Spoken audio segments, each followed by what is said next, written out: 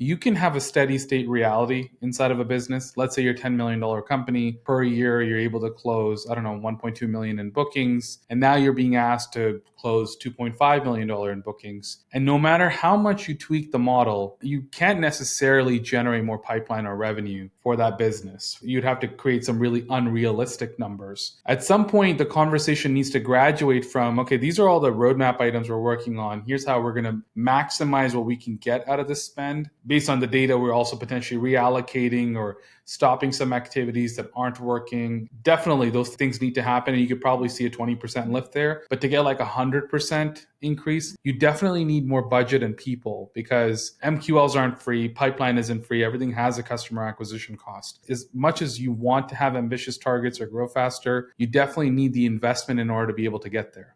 Point of a model is to show what a dollar in at the front end turns into on the back end. You can talk about, well, we're going to train our salespeople a little bit better so that we get slightly better win rates. But if it forces you to have a 50% lift on win rate, I mean, nobody's going to believe that. You would then say, well, we're just going to need more volume then, which means I got to invest more at the top of funnel. You may need to invest more in SDRs if they're the people that do the initial follow-up in order to achieve the type of growth you want. Sometimes the models are going to say you can't do it unless you invest more money. And the problem we've had, Shiv, is that since so few companies do this level of modeling, those functional leaders aren't armed with the tool to have that conversation. They sort of just get beat back and have to accept these unrealistic goals. Hence, by June, when it's clear nobody's going to meet that, people start looking for jobs, people start looking for replacements. That's part of the reason why the tenure of these people is so short in our industry, because they're not set up to succeed.